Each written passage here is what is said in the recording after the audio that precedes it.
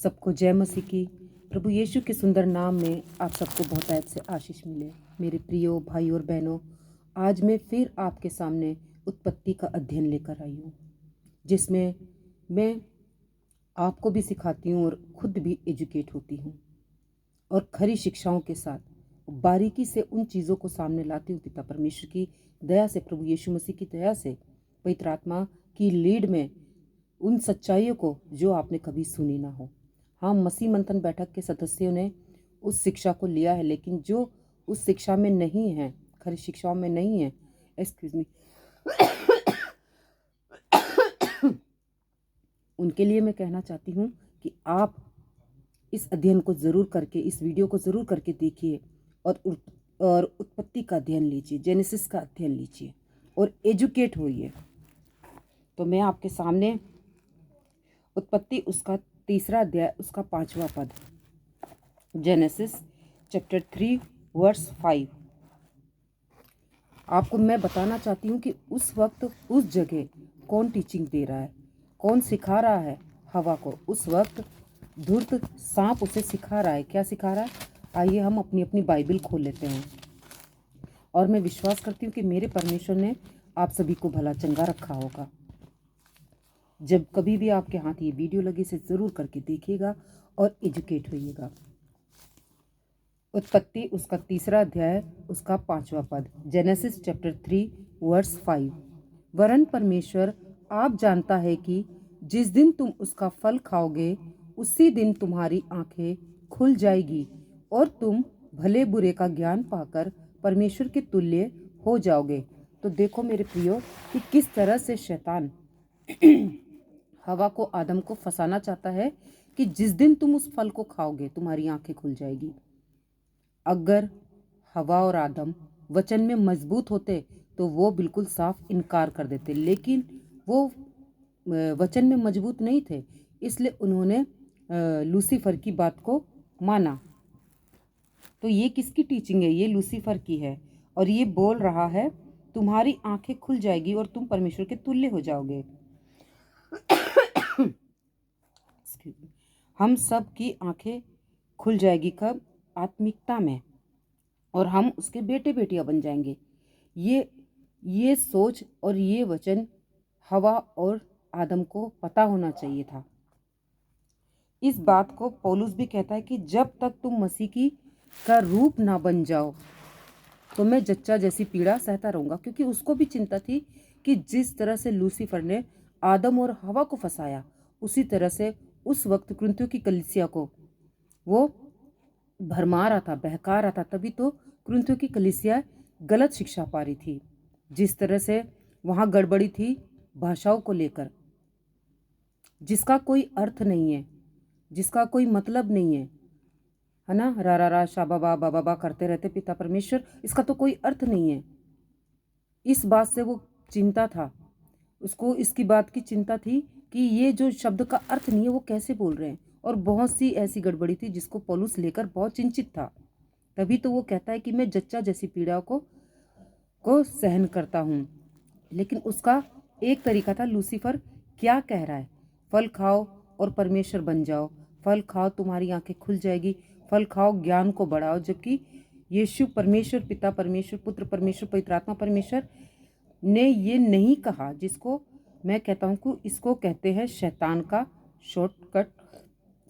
रास्ता, जिसको कहते हैं शैतान शॉर्टकट तरीके से लूसीफर और आदम को बहका रहा। और आज भी 21वीं सदी में भी बहकाता था और आज भी वो बहकाता आ रहा है। अगर आप वचन में मजबूत नहीं है, पक्के नहीं है, तो वो आपको ज़रूर बहकाएगा, फुसलाएगा। और हवा को शॉर्टकट अच्छा लगा, हवा को शॉर्टकट अच्छा लगा। उसने परमेश्वर की बातों को अनसुना कर दिया। आदम को भी वो बात अच्छी लगी, दोनों ने उसकी बातों को मान लिया। पहले उसकी तरफ वो गौर नहीं करते थे, उस फल को वो रोज देखते थे, लेकिन परमेश्वर ने मना किया, उसकी तरफ गौर नहीं करते थे। जब लूसीफर ने कहा कि ये फल देखने में अच्छा है, तुम ज्ञानवान हो जाओगे, परमेश्वर के तुल्य हो जाओगे, तो हवा ने उस फल को गौर से देखा और उसे मन भावना लगा, बहुत अच्छा लगा। और उसने खाया तो कहते खाने में भी बहुत अच्छा है। और अपने पति को भी खिलाया। तो यहाँ आदम और हवा की रक्षा करना था अदम की वाटिका पर, तो क्या वो कर पाए हैं? ना कि हवा को फॉलो करना। तो क्या करा उसने? अदम की वाटिका की रक्षा करनी थी लेकिन उसने क्या करा? हवा को फॉलो किया। वो फल हवा ने भी खाया और अपने पति आदम को भी खिलाया। आप लोगों को भी वचन की रक्षा करनी है। हमें वचन को लेना है, जितना हो सके बाइबल पढ़नी है, वचनों का अध्ययन करना है और दुआ प्रार्थना संगति करते रहना है, क्योंकि वचन कहता है ना कि हमें प्रार्थना करनी है, संगति करनी है और रोटी तोड़ने में सहभागी रहना है। खरी शिक्षाओं के साथ, खरी शिक्षा सुनने वालों के साथ, उस पर चलने वालों के साथ हमें संगति बना के रखनी है और उसको फॉलो करना है। परमेश्वर की कलीसिया की रक्षा करनी है, जो चर्च दिया है उसकी रक्षा करना है। मेरा व्यापन यह है कि वचन जब हमने हमें ये तलवार चलाते, वचन का जो तलवार हम चलाते, तो कुछ लोगों को ये क्या करता है? मारता है, काटता है, क्योंकि हम खरी शिक्षा को लेकर लोगों के सामने लेके आते हैं ताकि लोग एजुकेट हो। और वही वचन कुछ लोगों को अच्छा लगता है, वो लेते हैं और बातों को समझते हैं, लेकिन कुछ लोगों को कानों की खुजली वाली बातें पसंद है, इसलिए वो इन बातों को नहीं लेकर चलते हैं। हमारा काम है कलीसिया की रक्षा करना। हमको क्या करना है? कलीसिया की रक्षा करना है। और हम क्या कर रहे हैं? हमको वचन की तलवार चलानी है। हम मीठा नहीं बांट सकते, है ना? चर्च में सबको फूल बांटते, डांस करते नहीं बैठ सकते। हमें खरी शिक्षा को बताना है, फैलाना है। लेकिन आजकल चर्चों में क्या हो रहा है? यही हो रहा है ना कि चर्च में नाच गाना हो रहा है, खुशियाँ मनाई जा रही है ना? सेलिब्रेट हो रहा है, लेकिन प्रभु का वचन कहाँ है? प्रभु का वचन कहाँ है? प्रभु का वचन है ही नहीं है। आदम को पूछना था कि हवा तू ये फल कहाँ से लेके आई है? उसने क्वेश्चन करना था, लेकिन हवा ने क्या करा? आदम ने क्या करा? उस फल को लेकर खाया। उसको भी लगा कि ये तो देखने में बहुत सुंदर है, बहुत मीठा है, अच्छा है, उसने खाया, लेकिन उसने हवा को पूछा नहीं। उसी तरह आज चर्च में भी लोग पूछ नहीं रहे कि पास्टर जी आप ये वचन कहाँ से लाए, ये तो बाइबल में लिखा नहीं है। वो तब पूछेंगे ना जब उसको बाइबल की नॉलेज होगी। उसी को बाइबल की नॉलेज नहीं है तो आप अपने पास्टर से कैसे पूछ सकते हो ना? तो आपको वचन का ज्ञान होना बहुत ज़रूरी है, बाइबल की नॉलेज होनी बहुत ज़रूरी है। इसको कहना था कि ये फल कहाँ से लाए हो, है ना? जिस तरह से आज हमें पास्टर लोग को पूछनी, तो आज भी शॉर्टकट कलीसिया में चल रही है। आप देख सकते हो कि आज भी शॉर्टकट चल रहा है। लोग सकरा मार्ग में चलने की जगह चौड़ा मार्ग पसंद कर रहे हैं, जहाँ चंगाई है, मेरिकल है ना? लोगों की ज़रूरत पूरी हो रही है, उसी के चक्कर में वो उस चर्च को अटेंड कर रहे हैं जहाँ उनको सुविधा हो रही है। तो मेरे प्रियो, यहाँ चंद दिन की सुख सुविधा के लिए हमें अनंत काल का जीवन नहीं खोना है। और क्या क्या चल रहा है कि इन पर इम्पर्टेशन चल रहा है, पावर चल रहा है, और अनोंटिंग चल रही है, और अनोंटिंग शॉल चल रहा है, और प्रोफेसी चल रही है। तो ये सब चल रहा है। क्या क्या? अभिषेक वाला तेल, और पावर मतलब ताकत, भविष्यवाणी, आशीष वाला शॉल, इतना सब कुछ चर्चों में चल रहा है, इसलिए लोग वहाँ जा रहे हैं। और ये नहीं पूछेंगे कि ये शॉल किसका है, कहाँ से आया, बस आया है बाहर से, हमारे ऊपर उसको रखेंगे तो हम चंगा हो जाएंगे या हमारे ऊपर मेरिकल हो जाएगा, ऐसा करके सोचते हैं। किसी दास के ऊपर रखेंगे तो वो ठीक हो जाएंगे। अरे बैठो प्रार्थना की ओर और फास्टिंग में, और कहते हैं कि फास्टिंग में बैठो, प्रार्थना करते रहो तो तुम्हें अन्य भाषा मिलेगी। और प्रभु के पास शॉर्टकट रास्ता क्यों?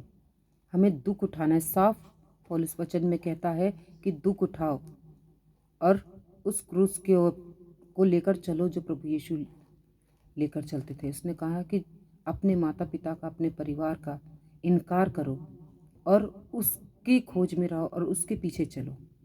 तो हमें दुख उठाना है स्वर्ग के राज्य के लिए। और लोग कहाँ कहाँ जाने की कोशिश करते, कन्वेंशन में, बड़ी बड़ी प्रार्थना सभाओं में कि हमें सब कुछ मिल जाएगा, हम सब बिल्कुल ठीक हो जाएंगे। कोई बाबा हमारे सिर पर हाथ रखेगा तो हमें पावर मिल जाएगा, जिब्रिश पावर मिल जाएगा। अगर तुम्हें ये सब मिलने के बाद तुमने क्या कर लिया है बताइए? जिब्रिश बोलना आ गया तो तुमने कौन सा तीर मार लिया है? हाँ, तुम्हें आशीष मिलने के बाद तुमने कौन सा लोगों का दिल जीत लिया, कौन सा सुसमाचार सुना दिया प्रभु यीशु मसीह का? इसको कहते हैं इम्पार्टेशन। आप समझ रहे हैं? जैसे एलिया का पावर, जैसे एलिया को पावर मिला था तो वही सोच के लोग सोच रहे कि हमारे ऊपर भी आ जाएगा, वैसे ही हमारे ऊपर आ जाएगा। कई लोग ऐसे सोचते हैं और अपनी दुकान, प्रोफेसी की दुकान चला रहे हैं। अब आप मेरे साथ खोलिए पहला यूहन्ना उसका 2 अध्याय उसका 27 पद। 1 जॉन चैप्टर 2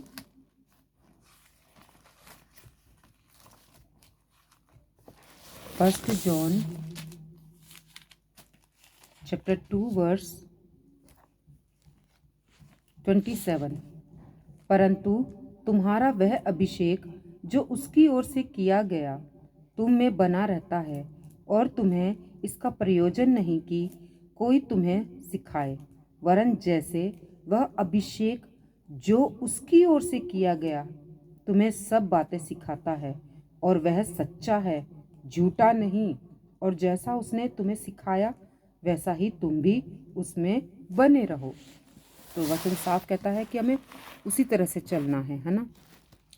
वो पावर, वो अभिषेक, वो अनुग्रह हमारे अंदर है, बाहर से कुछ भी नहीं है ना। ये ऐसा कौन सा वचन है जो बाहर से आएगा? हमें बाइबल से ही हर एक वचन को मिलना है। जिस दिन तुम्हारा उद्धार होता है उसी दिन तुम्हें ये पावर मिल जाती है। पवित्र आत्मा की पावर, अनॉइंटिंग की पावर और हॉली स्पिरिट की पावर, फ्रूटनेस गिफ्ट, सब कुछ, फुल 5 मिनिस्ट्री, सब कुछ तुम्हें मिल जाता है। तो तुम्हें अलग से किस चीज़ की ज़रूरत है? जिस दिन आपका उद्धार होता है, जिस दिन आप विश्वास करते हो कि एक ही परमेश्वर है, एक ही प्रभु यीशु मसीह है ना, उसको अपना उद्धार करता स्वीकार करते हो, तो उसी समय तुम्हें ये सारे पावर मिल जाते। तो फिर अलग से क्यों पास्टर के पास जाते हो और ये सोचते फिरते हो कि जब तक वो हमारे ऊपर हाथ नहीं रखेगा हमें आशीष नहीं मिलेगी, हमें कुछ भी नहीं मिलेगा? ये गलत सोच है। उत्पत्ति 3 उसका 6 और 7, जेनेसिस चैप्टर 3 वर्स 6 और 7। उत्पत्ति 3 अध्याय उसका 6 पद और 7 पद। अतः जब स्त्री ने देखा मतलब लालसा की कि उस वृक्ष का फल खाने के लिए अच्छा और देखने में मन भाव और बुद्धि देने के लिए चाहने योग्य भी है, तब उसने उसमें से तोड़कर खाया और अपने पति को भी दिया। उसने भी खाया। तब उन दोनों की आंखें खुल गई और उनको मालूम हुआ कि वे नंगे हैं। इसलिए उन्होंने अंजीर के पत्ते जोड़ जोड़ कर लंगोट बना लिए। तो देखो शैतान ने कितना बड़ा उनको धोखा दिया। अब मेरा प्रश्न है कि क्या आदम और हवा परमेश्वर बन गए? क्या दोनों की आंखें खुल गई? सीधा जवाब है नहीं। किसने इनको झूठ बुलवाया? लूसीफर ने। ये परमेश्वर तो नहीं बने, बल्कि परमेश्वर से क्या हो गए? ये दूर हो गए हैं। शैतान से अब ये बच नहीं पाएंगे, क्योंकि वो हर एक जगह हर एक पल इनको गलत चीज़ों में फंसाता रहेगा। तो अब आप समझिए शैतान का बहकाया जाना कि कितना स्ट्रोंग है वो, किस तरह से वो वचन को लेकर उनको कोट करता है। वो प्रभु यीशु मसीह के पास भी गया था कोट करने, लेकिन प्रभु यीशु मसीह ने उसको वचन से ही उसको कोट करा और उसे अपने से दूर किया। जैसे उसने पहली सृष्टि को टारगेट बनाया, उसी तरह पहली सृष्टि मतलब आदम और हवा को उसने टारगेट बनाया। पहली सृष्टि आदम और हवा को कहा जाता है। आदम की वाटिका में नई सृष्टि को टारगेट करा। दूसरी सृष्टि का मतलब है 2 कुरिन्थियों 5 अध्याय उसका 17 पद। हम निकाल लेते हैं 2 कुरिन्थियों 5 अध्याय उसका 17 पद। 2 कुरिन्थियों 2 चैप्टर वर्स 17।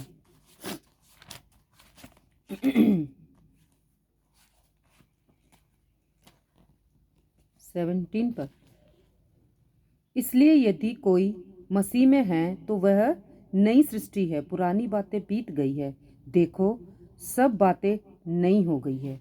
तो मतलब हम जब प्रभु यीशु मसीह को अपना उद्धारकर्ता स्वीकार करते हैं तो पुरानी बातें सारी चली गई। जितना भी हमारे अंदर पाप था, गंदगी था, हम गलत रास्ते पर चलते थे, वो सारी चीज़ें मिट गई है, ख़त्म हो गई है और हम प्रभु यीशु मसीह में आ गए और हम नई सृष्टि। अब हम उसके हिसाब से चलना है।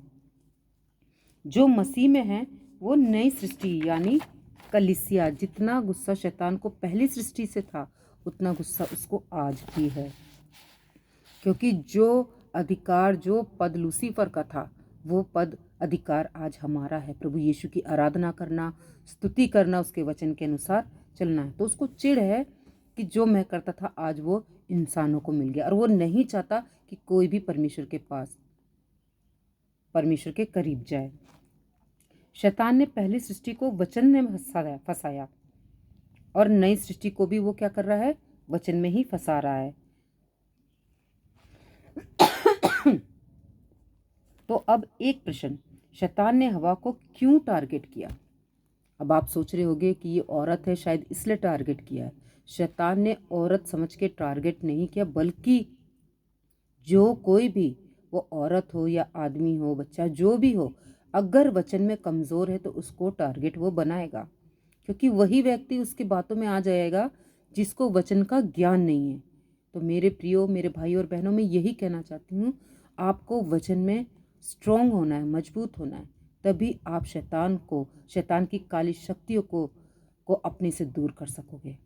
क्योंकि आप नहीं जानते कि आपके चारों ओर काली शक्तियाँ, शैतान का वास चल रहा है। हमारे चारों ओर संसार की जो चकाचौंध देख रहे हो, ये इतना चमक धमक देख रहे हो, ये सब धोखा है। कुछ भी हमारा नहीं है यहाँ पे। हम सिर्फ वही ले जाएंगे जिनकी आत्माएं हमने बचाई है, और कुछ भी नहीं लेकर जाएंगे।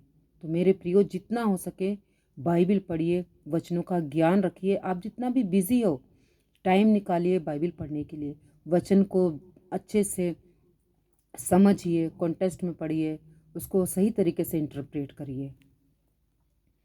जिस तरह से मत्ती 24:24 में क्या लिखा है कि चुने हुओं को भी वो भरमाएगा। तो आप ये मत समझिएगा कि मैं तो प्रभु का दास हूँ पक्का और सच्चा हूँ, मुझे तो सब कुछ आता है, मुझे तो नहीं भरमा सकता। तो प्रभु का दास होने के बावजूद, प्रभु यीशु मसीह परमेश्वर के बेटे होने के बावजूद भी उसकी परीक्षा ले गई, अय्यूब की परीक्षा ले गई। तो जिस तरह अय्यूब खरा निकला, जिस तरह प्रभु यीशु मसीह खरे निकले, उसी तरह हमें भी खरा निकलना है और वो जीवन का मुकुट प्राप्त करना है जो परमेश्वर ने हमारे लिए रखा है। तो मेरे प्रियो, आप इस वीडियो के द्वारा एजुकेट होइए। वचनों का ज्ञान होना बहुत ज़रूरी है। वचन का ज्ञान हमारे लिए बहुत ज़रूरी है। तो आप जब भी ये मौका मिले, इस वीडियो को ज़रूर करके देखिएगा और एजुकेट होइएगा। और जितना जल्दी हो सके short term Bible college pastor Daniel Raj ji के साथ मुंबई ज़रूर करिए। जून महीने में स्टार्ट होने वाला है। जिसने अपना रजिस्ट्रेशन नहीं कराया वो प्लीज़ अपना रजिस्ट्रेशन, अपना नाम सिस्टर सुमन वैद को या सिस्टर सुवान को ज़रूर करके दीजिए और उनसे जुड़िए और उन अद्भुत बातों को सीखिए जो आपने कभी सीखा नहीं होगा।